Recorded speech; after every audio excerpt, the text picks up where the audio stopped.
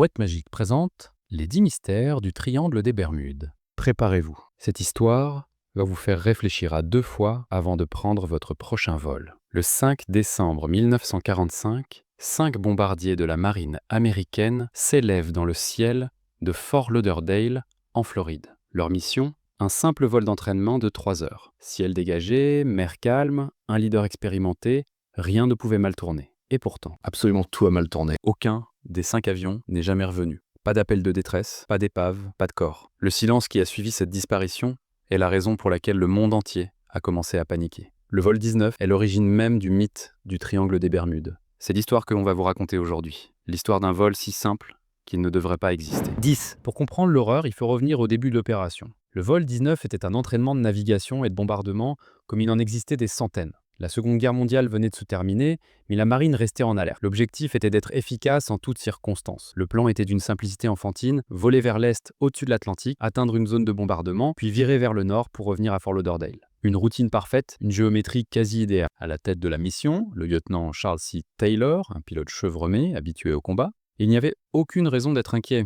Les jeunes pilotes plaisantaient en vérifiant leurs avions, l'ambiance était décontractée, la confiance totale. À 14h10, les 5 bombardiers TBM Avenger ont rugi sur la piste et se sont envolés. La formation était serrée, la trajectoire parfaite, la première partie de l'opération s'est déroulée sans accroc. Les pilotes ont largué leur bongue sur l'océan, ont fait un virage élégant et se sont remis en formation. Tout était dans les manuels, sauf que les manuels n'avaient pas prévu la suite. Soudain, la voix du lieutenant Taylor a grésillé dans la radio. Un message clair mais terrifiant. Son compas était en panne. Ils ne pouvaient plus déterminer leur direction. Pour des pilotes en plein océan, un compas n'est pas un simple instrument. C'est leur bouée de sauvetage. L'incertitude de Taylor s'est répandue dans les airs. Il pensait voler au-dessus des Keys, des îles au large de la Floride, alors qu'ils étaient en pleine mer. Son instinct de pilote, aiguisé par la guerre, était brouillé par le doute. Les élèves pilotes, qui se fiaient à lui, se sont retrouvés sans leader, au milieu d'un ciel qui leur était soudainement devenu hostile. Les opérateurs au sol ont essayé de l'aider, mais la confusion s'est amplifiée. La voix de Taylor devenait de plus en plus incertaine, perdant sa boussole interne. 8. Alors que le vol 19 luttait pour se réorienter, la météo, si calme au départ,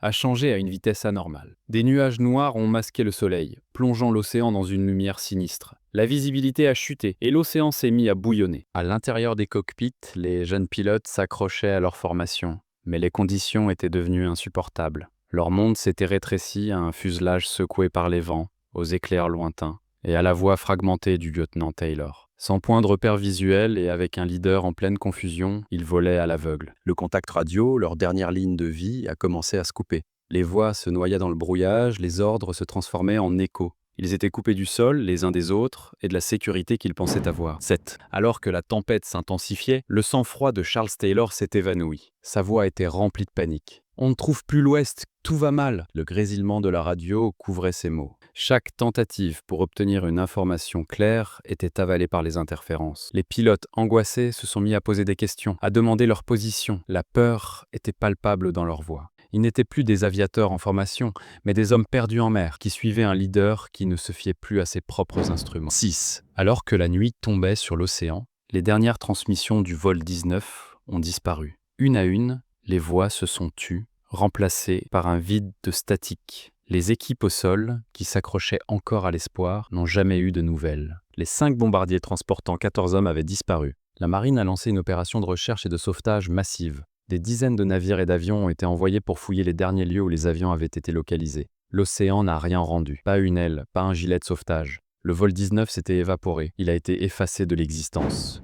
Et pour ajouter au mystère, un avion de sauvetage, un PBM Mariner, a aussi disparu 20 minutes après son décollage, avec 13 membres d'équipage à son bord. Un navire qui passait par là a signalé une explosion et une traînée de feu sur la surface de l'eau, ce qui laissait penser que le Mariner avait explosé en plein vol. Mais tout comme les 5 Avengers, l'épave n'a jamais été retrouvée. La disparition du vol de sauvetage n'a fait qu'alimenter le mythe et les spéculations sur un phénomène mystérieux ont commencé à fuser. 4. Après la disparition du vol 19, les enquêtes officielles n'ont donné aucune réponse. Qu'est-ce qui a pu faire disparaître 5 bombardiers de la marine et un avion de sauvetage sans laisser la moindre trace, sans signal de détresse? Les théories se sont multipliées. La plus acceptée est celle de l'erreur humaine. Malgré son expérience, le lieutenant Taylor a pu se désorienter et s'éloigner des côtes. S'il s'est trompé, il a peut-être dirigé ses coéquipiers vers leur perte, D'autres théories plus obscures sont apparues, basées sur des anomalies magnétiques qui auraient rendu les instruments inutilisables, ou des éruptions de gaz sous-marins qui auraient pu déstabiliser les avions. Mais ce qui alimente toutes ces théories, c'est l'absence de preuves. Pas d'épave, pas de boîte noire, pas d'éclat de détresse. L'absence de preuves a transformé l'affaire du vol 19 en un mythe où chaque explication, aussi folle soit-elle, semble plausible. Des disparitions inexpliquées dans l'Atlantique Nord étaient déjà monnaie courante. Mais c'est la disparition du vol 19 qui a fait entrer le triangle des Bermudes dans l'imaginaire collectif. Cet incident a transformé une zone océanique en un symbole de l'inexplicable. Un triangle qui s'étend de la Floride aux Bermudes jusqu'à Porto Rico, où des bateaux et des avions disparaîtraient sans laisser de traces. Le vol 19 n'a pas été la première disparition, mais elle a été la plus spectaculaire. La perte de 5 avions militaires, suivie de celle d'un avion de sauvetage, a captivé l'attention du pays. L'ampleur de la tragédie et l'absence de débris ont créé une légende. L'histoire a été racontée dans des livres, des documentaires et des théories du complot. D'autres incidents ont suivi, comme en 1918 où l'USS Cyclops, un navire de la marine transportant plus de 300 personnes, a disparu sans envoyer le moindre signal de détresse. Plus tard, des avions privés, des cargos et même des avions de ligne se sont aussi évaporés. Mais c'est le vol 19 qui a donné au triangle sa puissance.